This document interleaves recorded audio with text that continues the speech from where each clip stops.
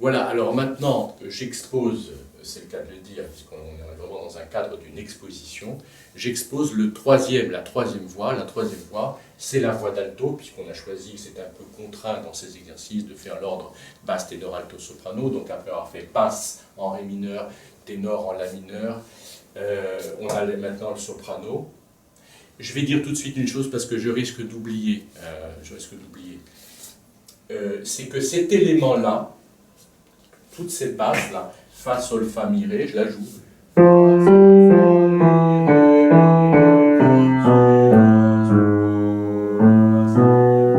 Voilà, on est bien d'accord, hein? Fa, sol, fa, etc. Cette basse, normalement, devrait être le contre-sujet. C'est-à-dire que moi, je me lance là-dessus, je me dis, tiens, c'est le contre-sujet, je l'attrape, je me le garde, je me dis, je vais m'en resservir systématiquement. Eh bien, j'ai la preuve tout de suite que ça n'est pas un contre-sujet, donc il n'y a pas de contre-sujet, parce que cet élément-là ne pourra pas être utilisé. Je ne peux pas le faire ici. Là, ce serait, on est bien d'accord, hein, si contre-sujet il y avait. J'arrive en ré mineur sur la médiane fa, et j'ai le motif fa, sol, fa, mi, ré, etc. Ce devrait être donc do, ré, do, si. Remarquez, là ça pourrait aller. Do, ré, do, si, la. C'est vrai. Do, je vais le mettre en petit. Do, ré, do, si, la. Pourquoi pas? Mais enfin, je ne le fais pas parce que de toute façon, ça ne marchera pas tout au long du texte. Je cherchais le tampon qui est tombé. Ça ne marchera pas. Donc je sais que ça n'est pas un vrai contre-sujet, donc je sais qu'il n'y a pas de contre-sujet. Je redis parce que s'il y avait contre-sujet, ce serait celui-là. C'est ça que je dis. Donc j'avais annoncé une fugue privée de contre-sujet, je le confirme. Donc cette parenthèse est close. Maintenant je me dis où va se placer l'élément nouveau. Je redis aussi un autre élément, c'est que l'élément sujet ou réponse est placé sur les temps 4, 1 ou sur les temps 2, 3. Faible, fort, faible, fort. Là, c'est bien 4, 1, là, c'est 2, 3. Alors, il y a de fortes chances que ce soit le 4, 1 ici. Que ce soit le 4, 1 ici. Parce que si je le fais, là, il s'agit bien de la, si bémol. Il n'est pas inutile, là sur mon tableau c'est un petit peu troublant ce que je fais, il n'est pas inutile de remettre le si bémol de précaution. C'est un peu amusant ici parce que le si bémol est juste à côté, mais enfin on peut l'écrire de la même manière qu'on écrit le do bécard, qui montre qu'il est un bécard de précaution, il n'est pas vraiment nécessaire, il n'y a pas de do dièse dans cette mesure. On met le do bécard de précaution pour bien dire, attention, il n'y a plus de do dièse. Ici, il y a bien eu des si bécards, ici si bécard, si bécard. Donc, immédiatement après la barre, il n'est pas inutile de préciser si bémol, bémol de précaution. Eh bien, je vais le faire, je peux le faire, comme je le disais, on peut des fois ne pas vouloir toujours couper les cheveux en 4. Encore une fois, je ne coupe pas les cheveux en 4. Hein. J'explique les choses avec précision et détail. Mais enfin, on pourrait encore essayer de se dire où est-ce que ça tombe, etc. Si ça n'était pas sur les temps 4, 1 ici, ce serait sur les temps 2, 3 ici. Ben, je pense que ça ne serait pas une bonne chose parce qu'on aurait le La, Si bémol, le La formerait quarte. Là, le Si bémol ici forme septième diminuée, le La forme sixte. Ici, une carte, c'est pas très heureux. On sait qu'en contrepoint, on ne joue pas, on n'a pas de carte, de vraie carte attaquée comme ça. Je ne vais pas y revenir. Donc, il y a de fortes chances que cette première intuition se confirme, que cet élément rentre bien sur le quatrième temps. Donc, ici, alors, première petite erreur que j'ai faite, enfin, c'est pas une erreur, mais c'est une erreur de graphie, enfin, d'écriture, à proprement parler, c'est la voix d'alto, donc elle a la hampe vers le bas. Et dans cette mesure, là par contre, j'adopte bien la contrainte d'écrire les silences de la voix d'alto. Donc c'est bien demi-pause qui vaut une blanche, soupir, quatrième temps, premier temps. Donc je suis à peu près sûr, quand je fais ça, que c'est bien sa place, parce que ce n'est vraisemblablement pas ici, et encore moins là, puisqu'on ne peut pas différer tant que ça. Je fais une autre petite remarque, j'avais bien dit, on le voyait dans la fugue de Bach, qu'après l'exposition sujet-réponse, j'avais une section, c'est pour ça que ça aurait pu être le cas, ça n'est pas le cas. où j'avais une section non thématique qui était une simple mesure de retour au ton. Ça aurait pu être le cas, il faut s'en méfier, il faut bien l'observer. Ici, ça n'est pas le cas. Les éléments se succèdent immédiatement, les uns après les autres. Donc, j'ai un saut ici de septième diminué, le saut de septième diminué, et il me convient, c'est-à-dire que, d'un point de vue harmonique et contre-harmonique, enfin harmonique ici, puisqu'il s'agit d'intervalles harmoniques, c'est satisfaisant. Ici, j'ai la sixte sensible. On peut nommer cet intervalle précisément de la même manière que je nomme cet intervalle précisément intervalle de septième diminué. Attention, ce ne sont pas des chiffrages harmoniques, d'harmonie, d'accord, ce sont des chiffrages purement d'intervalles. Do dièse, si bémol. Ici, dièse 6. Et ces notes, je ne les note pas, ce sont des notes qui ont fonction de passage. Je pourrais les noter, hein, mais ce n'est pas très intéressant. Voilà. Donc là, pour l'instant, tout va très bien. Donc j'écris ici, sur le troisième temps, mon demi-soupir. Pardon, hein, je réécris encore une fois les hampes vers le bas. C'est très important, hein, attention. Il ne faut pas se tromper là-dessus, parce qu'après la lecture devient très difficile. Et les hampes vers le bas permettent de bien voir qu'il s'agit de la voix d'alto. Je redis une chose, j'invite vraiment très très chaudement à écrire sur 4 portées, auquel cas le problème ne se pose pas. Il faut l'écrire sur 4 portées. Bon, alors je continue et je vérifie de cette manière que ça marche bien. Tierce. Et bien là, j'ai la confirmation absolue que c'est la même chose. Alors, je le fais remarquer. Ici, cet élément-là, je l'avais fait remarquer, j'avais bien dit que c'était sensible tonique, le Ré descend sur le Do, le Sol dièse monte sur le La, le Ré descend sur le Do, certes avec un petit ornement, mais cet ornement ne compte pas. C'est comme si le motif était Ré, Do, contre, Sol, La, Sol dièse La. Voilà, donc j'enlève, j'ai l'habitude de faire peut-être trop de... Ne faut pas surcharger les textes, hein. Voilà, bref. Je réécris ça proprement. Voilà. Ce que je montrais ici, c'est bien la même chose ici, c'est bien la même chose. Voilà, Do dièse, il est bien dièse, il est dièse ici. J'ai bien Do dièse Ré. Ce Do dièse Ré, c'est la même chose que ce Sol dièse là. Bon, allez, je fais mon gribouillage parce que j'y tiens particulièrement. Cet élément-là, c'est le même ici.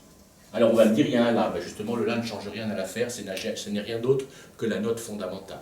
On aurait pu, l'auteur de cette basse, ça n'est pas moi, c'est une basse que j'ai prise d'ailleurs, aurait pu très bien écrire ça. Sol, j'écris la croche séparée, hein, ce serait 2 croches comme ça. Hein. On aurait très bien pu avoir le motif Ré, Mi, Ré, Do, Si, La, Sol, Mi, La, Si, Do. C'était pas mal d'ailleurs. Et bien là, c'est le cas, c'est Do dièse, La, Ré, en Ré. Je fais une petite pause de quelques secondes pour le montrer cet aspect parce que je le trouve très intéressant. Je veux montrer ici que quand on a dans la musique une basse qui fait sensible tonique, elle peut être remplacée avantageusement des fois par avec 2 croches, sensible dominante tonique. Cet élément en La mineur, sensible tonique, Sol dièse La, peut être remplacé par c'est la même chose, musicalement c'est la même chose.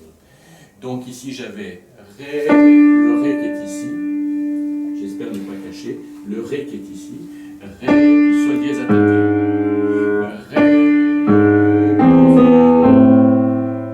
j'avoue même avoir une petite préférence pour cette écriture, je le rejoue, Ré, Sol dièse, il y a un côté assis, ça donne une assise, la fondamentale est une assise, ça confirme bien qu'il s'agit globalement d'une harmonie dominante qui va sur une harmonie tonique. Bon, alors, le texte, dans le texte qui est donné, il n'y a pas de Mi. Oui, je trouve, je fais cette petite bande, je trouve que le Mi était mieux que sans Mi. Bon. Parce qu'en plus de ça, il maintient le débit à ininterrompu de croche, donc il a quelque chose. Mais ici, il est bien écrit, donc on a bien affaire à la même chose. Je crois que j'ai été clair, hein, je ne vais pas encore trop détailler. J'ai été clair.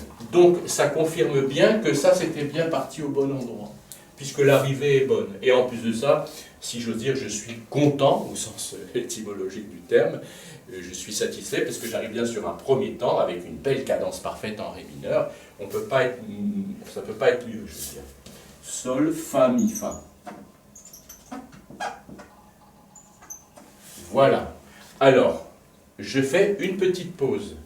On a donc, je reprends mon rouge. Je fais une petite pause. On a bien sujet en Ré mineur à la basse. Jusque-là. Réponse en La mineur avec mutation en La mineur. Ici, troisième voix, sujet à nouveau en Ré mineur, qui va donc jusque-là. Je vais ensuite aborder la quatrième étape, qui sera la voix de soprano qui chantera la réponse en La mineur avec mutation. Voilà. Mais, avant d'aborder cette étape-là, je finis le travail, évidemment je ne laisse pas les choses en plan, et je vois que la voix ici de ténor doit continuer à chanter. Bien sûr, elle doit continuer à chanter, et elle aurait chanté dans le cadre général de la fugue le contre-sujet. Mais je reconfirme cet élément-là, contre-sujet, si je l'écris, je vais avoir des problèmes. Donc je ne l'écris pas, et j'écris donc une voix de ténor. Je vais prendre mon texte ici. Pardon, d'ailleurs, oui, voilà, je continuais, voilà, Do, Ré, Mi, voilà, je me copie moi-même. Je fais chanter ça naturellement. Alors, plutôt que d'écrire mon texte comme ça d'office, je montre un petit peu qu'est-ce qui me guide dans l'écriture du ténor. Il y a quand même, voilà. C'est que ici, j'ai Do, La. C'est-à-dire que c'est une harmonie de tonique, de la corde tonique, dans son état de premier renversement. Donc Do, Mi, La. J'ai le Do à la basse, j'ai le La à l'alto, la note qui me manque, et donc le Mi. Il est donc tout naturel que je la confie au ténor. Voilà, c'est ça que je veux dire. C'est la meilleure des choses. Voilà. Alors maintenant, j'avais ici l'arrivée du sujet sur Fa, mais il y avait un débit de croche qui se poursuivait. De la même manière, j'arrive ici sur la fin de la réponse sur la note Do, mais j'ai bien envie de faire des croches, puisqu'entre Do et Mi, bien sûr, je crois qu'on le sait, il y a la note Ré. Donc c'est quand même pas mal de faire continuer ce ténor, qui est en parallèle, strictement parallèle, en tierces parallèles, qui sont ici des dixièmes parallèles. Et c'est très bon, c'est très beau. En plus de ça, les dixièmes ont un côté très chantant. J'ai la basse qui chante La, et j'ai le ténor qui était sur Do, donc j'ai... Donc ça, c'est très bon, il n'y a aucun problème. Voilà, et donc j'ai bien... Voilà, et donc, à l'arrivée ici, j'ai le La du soprano qui commence à énoncer le sujet. Donc je vais continuer ma voix de ténor. Cette voix de ténor,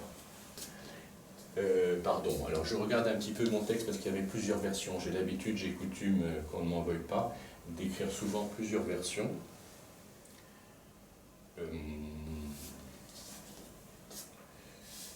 Oui, c'est un... Alors bon, je pose, parce que là je suis un peu troublé, parce que ma version n'était pas définitive, ça n'a aucune importance. Mais ce que je voulais dire, c'est que ici, je vais être gêné par le saut de septième diminué. C'est-à-dire que mon ténor, qui est très bien ici, je suis content de l'avoir écrit comme ça, il est déjà haut, c'est Do, Ré, Mi. Eh bien, il est déjà là. S'il continuait à monter, il va être très vite gêné par le Do dièse. Pour l'instant, dans la fugue et dans le contrepoint en général, on peut avoir des croisements, mais ici, j'évite les croisements. Donc,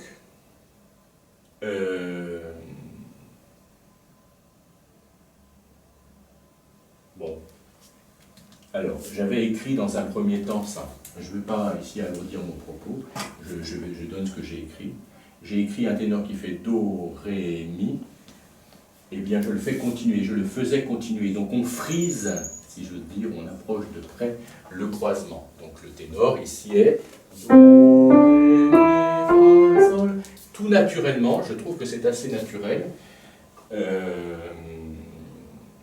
le faire aller jusqu'au sol. Alors, attention, c'est là qu'on se trouve dans les contraintes de l'écriture sur deux portées. C'est qu'on a un ténor très haut avec 3 lignes supplémentaires. Ça, c'est bien le sol. Alors qu'on regarde bien la voix de ténor, j'ai bien une ligne qui se suit, qui est conjointe, donc ça c'est pas mal, une ligne conjointe, pour quelqu'un qui chante librement, qui n'a pas de contraintes thématiques, le faire chanter naturellement, lui faire suivre son chemin naturellement.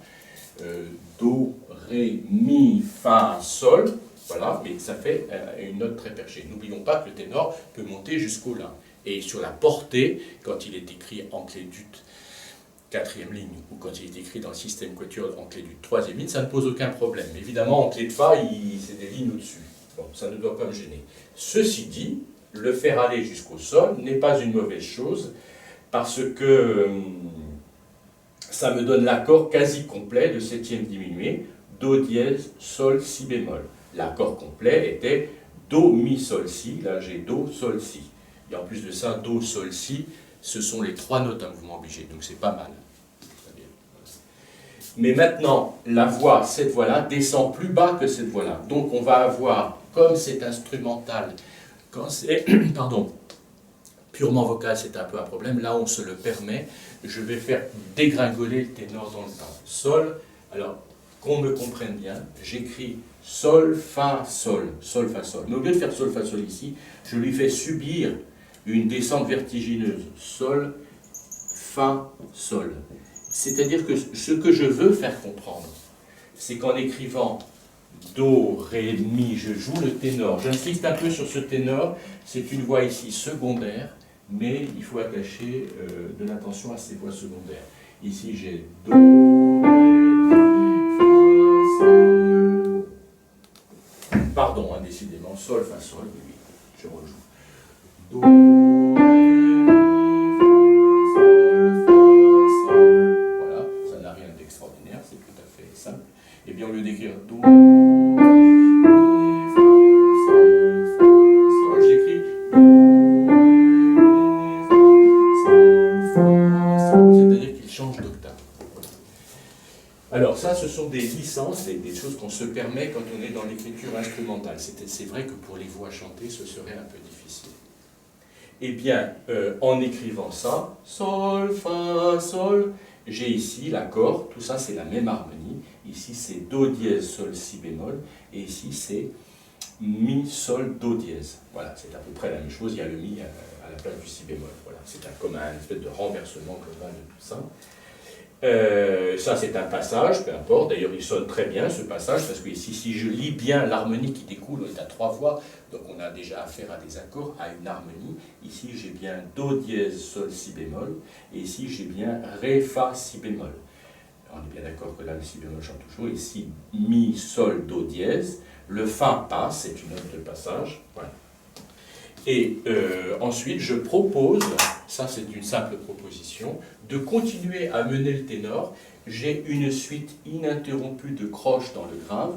Eh bien, je suggère de faire au ténor un dessin un peu équivalent. Donc, de la même manière que j'avais ça, enfin, ces deux tierces, Ré, Fa, Mi, Sol, je continue. Fa, La, Sol, Si bémol. Bémol à la clé, on est bien d'accord. Voilà, je regarde mon texte, c'est ça, et je rétablis ici. Alors c'est très intéressant, hein. Je crois que là on peut y passer un petit peu de temps à bien l'observer, je vais le jouer tranquillement.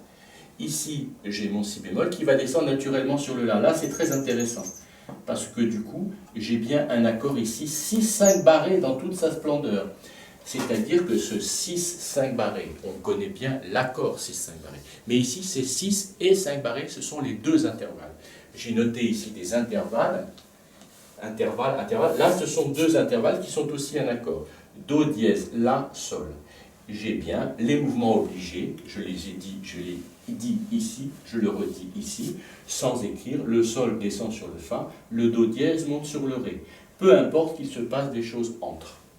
Et le La reste là. Donc mon ténor, je suis, si j'ose dire, assez content de mon ténor, parce qu'il est discret, il chante naturellement, il ne s'est pas interrompu, pendant que les deux autres voix font leur vie, si j'ose dire.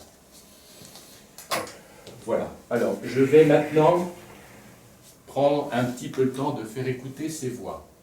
Je fais écouter le ténor seul, c'est-à-dire la réponse en La jusqu'ici et son petit développement mélodique.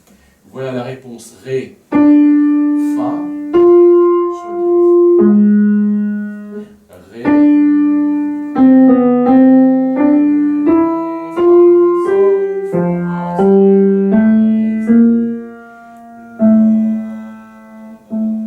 intéressant d'entendre ici Do, Ré, Mi, Fa, Sol. Il y a un petit décrochage mélodique.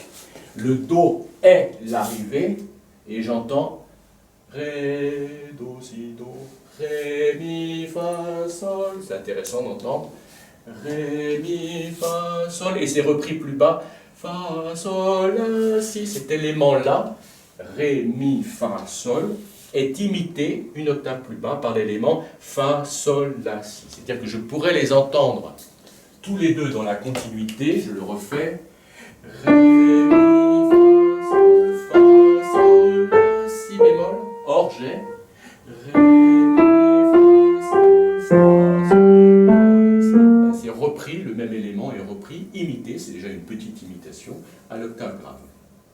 Donc, ce ténor, il est bon d'y prêter attention. Je rejoue le ténor complet, c'est-à-dire l'exposition de la réponse. Ré, Fa, Sol dièse.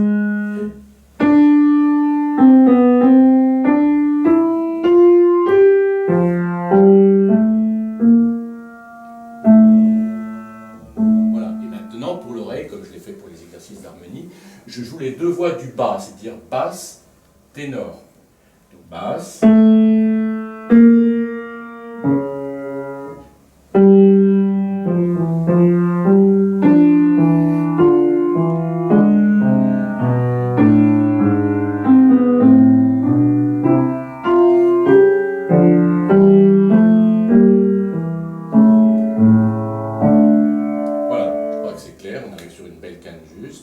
Je le refais encore une fois, qu'on entende bien. C'est très important de passer du temps à écouter. Je l'enlève peut-être, que ça se voit bien.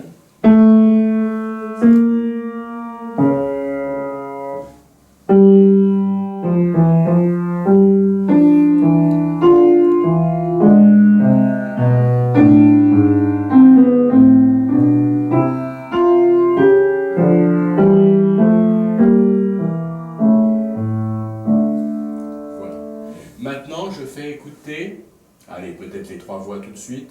La, Si bémol,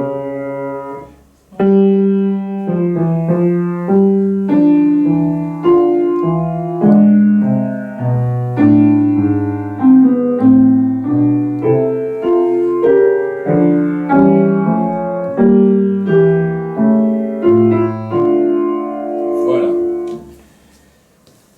Alors maintenant, ce que je fais, je remets ce tableau à sa place, qu'on voit bien, et je passe à l'étape suivante. Donc on a bien traité tous les éléments jusqu'à maintenant. Maintenant, j'aborde l'entrée de la voix suivante, qui est donc le soprano, qui sera donc ici, à la voix de... pardon, le soprano, dans la tonalité de Ré mineur, c'est la réponse avec sa mutation. Eh bien, je sais que ma réponse est Ré Fa.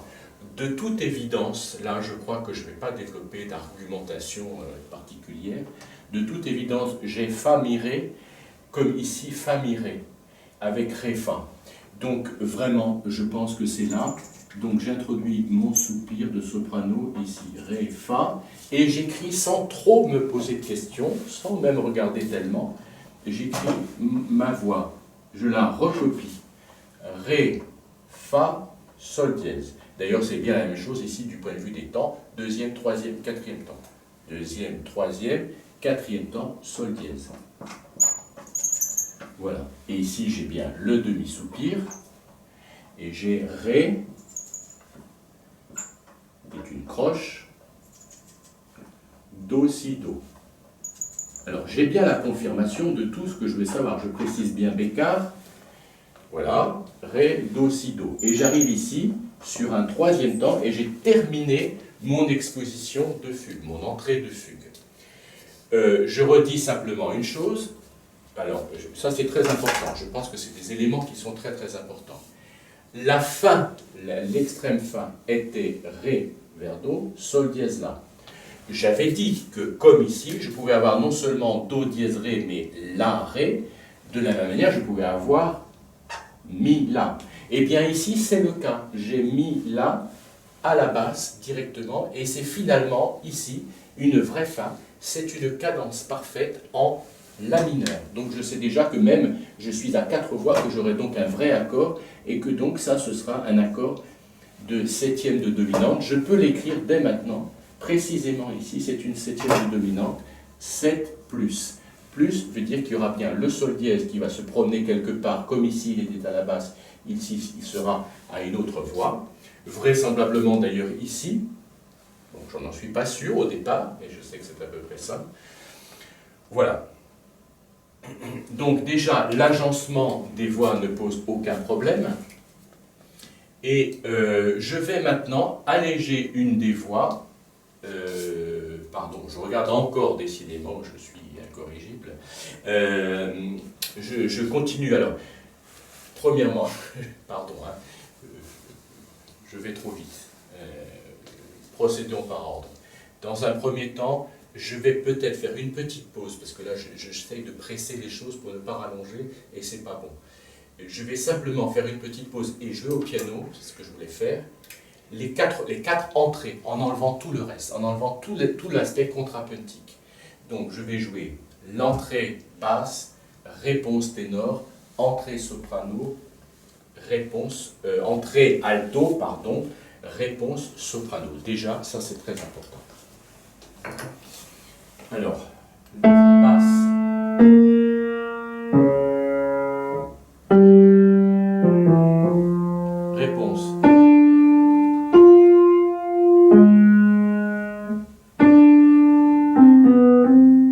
Sujet alto.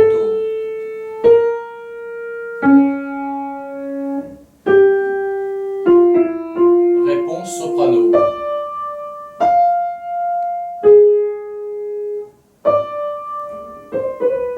Voilà, donc déjà ça c'est très très clair. Alors donc je disais ici que déjà à ce stade-là, on pourrait même penser l'entrée de fugue uniquement en plaçant, je ne sais pas si c'est une bonne chose, ça peut se discuter à l'infini, en plaçant uniquement les 4 éléments que sont sujet-réponse, pour bien déjà les agencer un peu comme des éléments, des briques de construction. Donc déjà cette première étape est faite, évidemment on a été beaucoup plus loin puisqu'on a écrit la suite du ténor ici par exemple, voilà. Mais on a bien ça. Donc première entrée ici, deuxième, troisième et quatrième. Alors maintenant, ce que je vais faire, je vais finir ce passage-là. Je vais poursuivre une voix, et il y a une voix, au risque de décevoir certains, que je vais, dans un premier temps, laisser tomber. Parce que 4 voix ici, c'est vraiment très chargé. Alors qu'est-ce que je fais? De la même manière que ici, j'avais un parallélisme. Ici, j'étais arrivé sur la tonique en la mineur. La basse, elle m'est donnée, ça je ne peux pas y toucher, c'est une contrainte. La, si, do, ben, j'avais opté pour un ténor qui suivait la même voix à la tierce, c'est-à-dire c'était des dixièmes, etc. Voilà.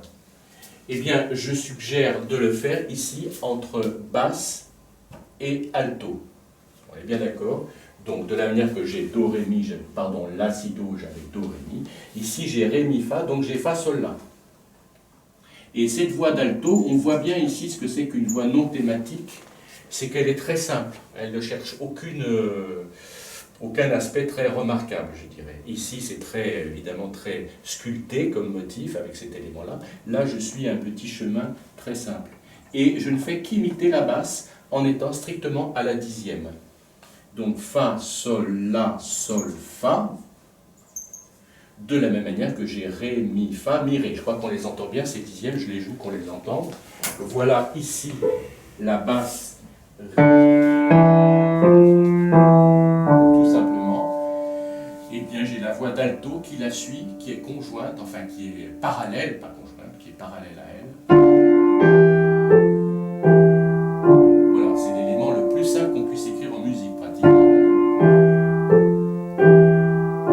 Et ça est un contrepoint de l'élément qui est dans la partie supérieure. Voilà, le ré, fa ici. Je le refais encore une fois. Avec l'entrée du soprano. Voilà. Voilà, ça c'est très très très très simple. Et ce que je vois ici, c'est c'est que la voix finalement ici, la basse, continue, mine de rien, avec un rythme différent, c'est bien. Ré, mi, fa, mi, ré, do, si. Voilà, et bien lui continue aussi, mais il va, c'est-à-dire que ce que je veux dire, pardon, je me mélange un petit peu, ici, je pourrais faire, alors voilà, ça c'est une question que je pose, hein, j'invite tout le monde à réfléchir un petit peu à la question. Je pourrais ne pas écrire le mi ici, je pourrais faire le même rythme, je le déconseille, je pourrais écrire, puisque j'étais parti sur mon idée de parallélisme complet entre basse et alto, je pourrais poursuivre le parallélisme et faire noir pointé et mi. C'était une idée qui n'était pas mauvaise. Mais il y a par contre, je pense, un trop grand parallélisme ici, et il vaut mieux donner à l'accord son assise ici. Je fais remarquer qu'à partir du moment où j'écris mi, j'ai précisément un accord de plus 4. C'est bien un plus 4, hein, on est bien d'accord. Hein. C'est plus 4, c'est-à-dire c'est l'accord de septième de dominante dans son état de dernier renversement. La carte augmentée, attention, le ré est bien ici, hein, il y a bien un ré ici, il se prolonge, c'est une noire pointée. J'ai bien l'ensemble, ré, mi, sol, dièse, donc triton, carte augmentée ou carte sensible. On est bien d'accord que le do ici n'a qu'une fonction de passage. Il ne fait que passer tranquillement, il va sur le si. Eh bien, qu'est-ce que j'ai ici? Après avoir eu le plus 4, j'ai un autre état de la septième de note qui pourrait être, j'ai dit qui pourrait, mais qui ne le sera pas, je rassure tout le monde, qui pourrait être plus 6. Eh bien, je pense que ce plus 6 ne serait pas très très bienvenu. Alors, j'invite tout le monde à le faire, je ne vais pas le faire maintenant, j'invite tout le monde à, de toute façon, produire plusieurs versions. Moi, j'écris cette version, par exemple, ce qui est, si j'ose dire, ce qui est de moi, de ma propre initiative, c'est ça, c'est la voix de ténor, ici, par exemple. Donc on pourrait éventuellement écrire autre chose. Le reste, c'est une contrainte. Le fait d'écrire ça, c'est une contrainte absolue. Ça, c'est une contrainte. Voilà. Donc de la même manière ici, moi je propose d'écrire mi, on peut penser autre chose. On peut essayer aussi d'imaginer... bon, je vais peut-être le faire, je le fais juste à titre d'exemple en petites notes. Par exemple, on pourrait dire, ici, ça n'est pas bon de rompre le débit de croche, ça c'est presque une règle dans la fugue et dans le contrepoint. Quand on a un débit de croche ou éventuellement de double croche, on est censé le poursuivre et ne pas l'interrompre. Moi, d'une certaine manière, avec mon écriture ici, je l'interromps, puisqu'il y a une valeur, il y a une noire entière. Alors qu'on pourrait me dire, non, il faut continuer le débit de croche, cette ribambelle de croche ininterrompue qui se partage d'une voix à l'autre, parce qu'ici il y a bien une noire, mais c'est rempli, si je veux dire, par une autre voie, etc. Ici, on voit bien toujours le débit ininterrompu, autrement dit, il n'y a pas de vide. Les vides qui étaient constitués par les vides, entre guillemets, constitués par les noirs, étaient au début, mais à partir de là, c'est fini, il n'y a plus de vide. Alors on pourrait dire, bah ici, il vaut mieux pas avoir de vide. Alors, si on veut vraiment, on pourrait faire ça, hein. On pourrait passer par le ré.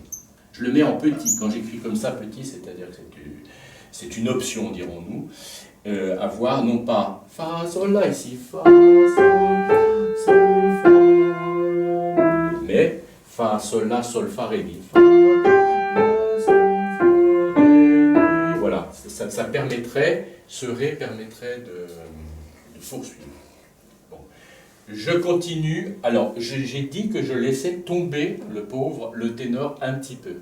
On verra après. Je suggère à chacun, je ne vais pas le faire aujourd'hui, de poursuivre le ténor éventuellement. Je vais garder ma première version, hein, à titre d'exemple, je fais cette... Donc maintenant, je m'occupe, je l'avais signalé tout à fait en exposant ça, que ici, cet élément mi là est le même élément qu'un éventuel mi ici, mi là, et qui ressemble, qui est le même élément ici, la ré.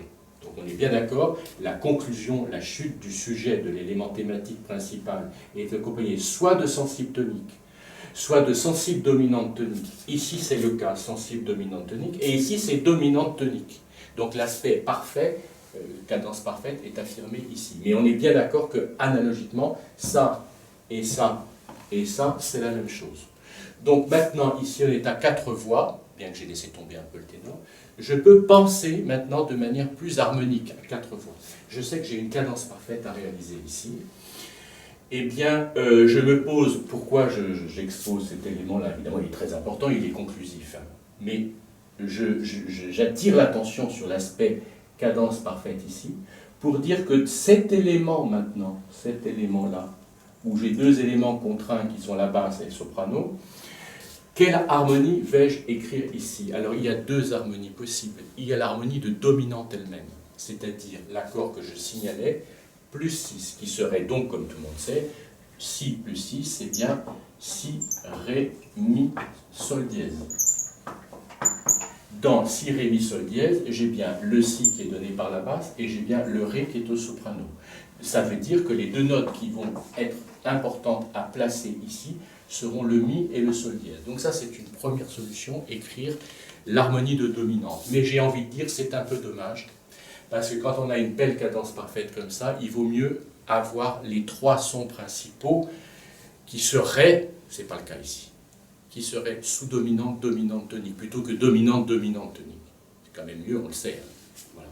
En plus de ça, ici j'ai déjà une dominante avec ce plus 4, donc ça fait beaucoup de dominantes. Ce serait ici dominante, puis dominante, puis dominante. Je pense qu'il est meilleur de faire autre chose ici.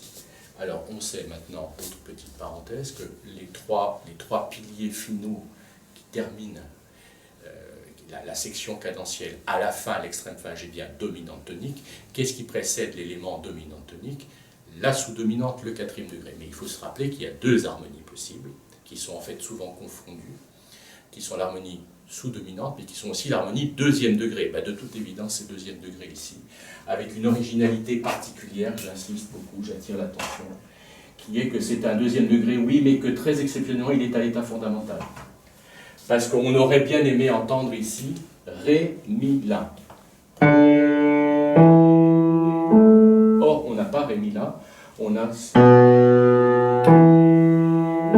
C'est-à-dire deuxième degré en effet, mais à l'état fondamental, ce qui est une originalité assez importante, il faut le signaler. C'est la base qui m'est donnée, elle est contrainte. Donc j'ai bien envie, moi, d'utiliser ça, et d'utiliser un accord de septième du quatrième degré. Alors je regarde ma version, puisque version il y a. Cette version a été écrite il y a pas mal de temps d'ailleurs, donc je ne suis pas si satisfait que ça finalement, bon, pas grave. Je vais écrire donc un accord de septième du quatrième degré, pardon, un accord de septième du deuxième degré. J'oublie un peu tout le contexte pour l'instant pour penser harmonie, pour penser harmoniquement. L'accord de septième du quatrième degré, ici, serait, donc l'accord de septième du, du deuxième degré, deuxième degré, l'accord de septième du deuxième degré en La mineur, puisqu'on est bien dans La mineur, à ce moment-là, en La mineur. Il faut bien reposer à plat les questions à chaque fois. La septième du deuxième degré est bien Si, Ré, Fa, La. Qu'est-ce qu'elle vient faire ici réellement? J'ai bien l'élément Si à la basse. Et j'ai bien l'élément Ré au soprano. C'est un peu amusant, je le fais, je le refais, je préfère passer un tout petit peu de temps. Je disais tout à l'heure précédemment, c'est bien de les montrer tous les deux, que l'harmonie de septième de dominante était dans son état plus 6, dans l'état de deuxième renversement, Si, Ré, Mi, Sol dièse. On remarque la similitude, c'est-à-dire que là j'ai bien Si et Ré comme Si et Ré. Et c'est bien les deux notes Si et Ré, ce qui confirme l'hésitation que j'ai. L'hésitation consistant à dire est-ce que j'écris ça ou est-ce que j'écris ça? La question est une vraie question. On pourrait en effet écrire ça. Je pense que c'est un peu une déperdition d'énergie, si j'ose dire. C'est une réitération de l'harmonie dominante sur 3 à 3 fois. Je pense que c'est pas très bon. Il vaut mieux donc avoir ça. Une fois que ça est posé, que j'ai constaté que la basse est bien le Si, que le soprano est le Ré, donc les deux éléments qui doivent être placés sont le Fa et le La. Eh bien, je les écris tout simplement, Fa et La. Je ne me pose pas tant de questions que ça. Le La est ici, le Fa est ici au ténor. Et je retrouve mon ténor que j'avais, le pauvre, laissé tomber. Alors après, on pourrait discuter beaucoup, j'ai bien envie de le faire, je le ferai ultérieurement, parce que je ne vais pas rallonger les vidéos à l'infini. Je pourrais faire des vidéos fleuves qui dureraient des heures, je ne crois pas que ce soit une bonne chose. Je suis très content de ça, quand j'ai écrit ça, parce que ça c'est une pensée harmonique, purement harmonique. Mais ce Si, Fa, La, c'est très bien, c'est très très bien, c'est vraiment très bien. Mais moi, maintenant, je suis dans un contexte très horizontal, très mélodique. C'est vrai que le Fa ici, on a bien envie que ce soit cette voix qui chante le Fa. Donc je ne vais pas le faire, mais j'invite tout le monde à le faire, c'est-à-dire écrire Mi, Fa, à la voix d'alto. Bon, peu importe, moi j'écris ici plus harmoniquement, mais j'invite tout le monde à repenser une autre version. Alors, une fois que je suis là, ben, ma foi, tout est fait, hein, c'est terminé. J'ai ça, donc je fais ma cadence. Là, sol dièse, bien sûr. Et fa, mi. Alors, remarquons bien, mais ça, on l'a vu des quelques dizaines, peut-être centaines de fois, cette octave mi-mi est obtenue par mouvement contraire, peu importe, je n'y reviens pas. Voilà, et donc j'ai bien ici une belle septième de dominante dans toute sa splendeur qui supprime la quinte, comme toutes les bonnes septièmes de dominante à l'état fondamental, pas de quinte, pas de si, quoi qu'en fait il arrive différé, peu importe, j'y reviendrai après.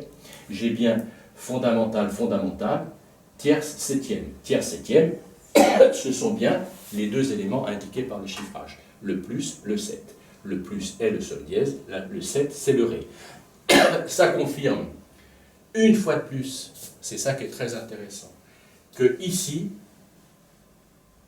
à l'intérieur de l'harmonie, j'ai ce que j'avais ici. Alors, j'insiste beaucoup, hein, je crois que ça c'est le fin fond du sujet.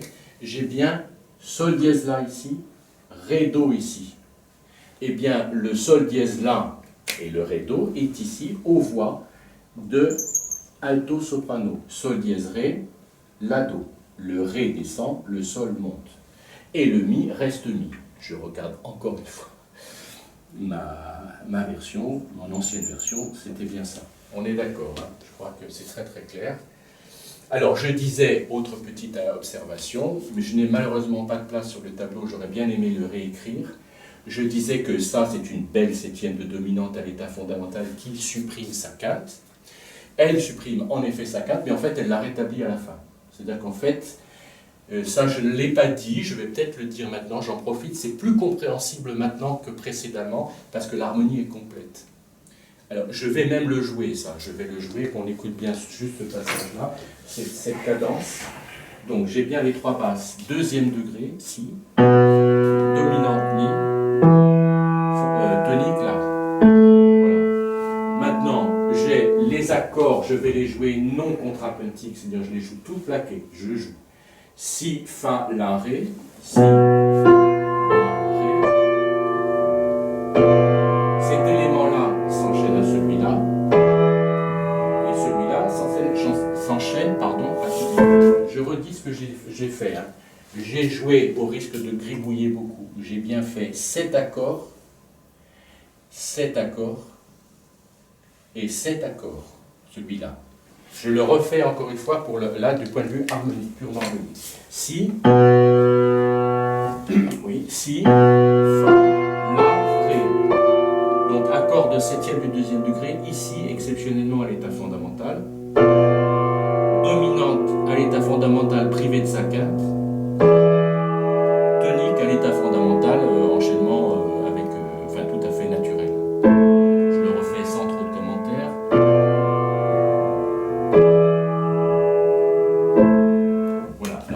Deuxième élément que je montre, c'est que je disais, je reviens à ce que je disais, c'est que là, il n'y a pas de quinte, mais la quinte arrive après.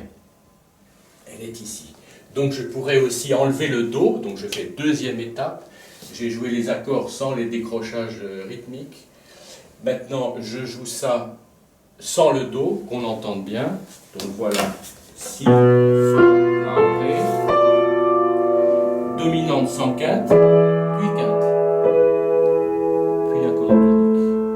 Sans parler.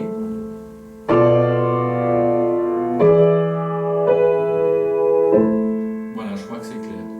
Et maintenant, on comprend bien, on comprend mieux ce qui était peut-être moins facile à voir quand il y avait très peu de notes au début, c'est que ce do ici est une note étrangère, que les notes réelles sont bien le ré, la septième, le si, la quinte. Et le do n'est autre chose qu'une appoggiature de la quinte. Voilà. C'est-à-dire qu'on entend bien, je me joue cette cadence seule ici à partir de la fin. Mi, sol, dièse, ré. J'entends ré, si, do, mais j'entends ré. Ça ne change rien à l'affaire, bien sûr, pas du tout.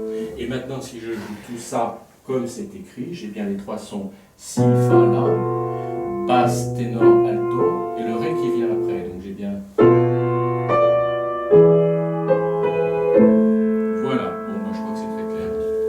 Donc on voit bien ici la combinaison de l'horizontal et du vertical, on en a tellement parlé, mais là il y a un aspect très vertical, beaucoup plus qu'ici, où il n'y a pas vraiment d'aspect très... Enfin, l'aspect vertical, ce sont les intervalles ici. Ici c'est bien 6, ici c'est bien 3, ici c'est bien plus 4 en tant qu'intervalle. Ce sont des notations d'intervalle que je fais.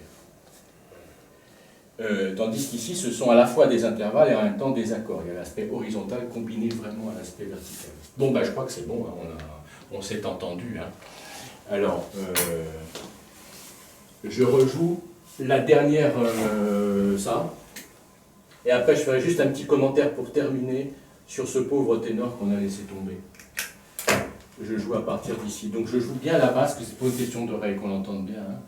Donc, Ré.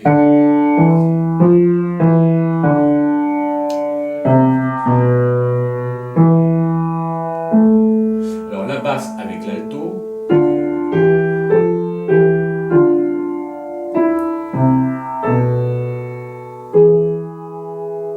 Voilà, et le soprano qui chante par-dessus. Pardon, je recommence.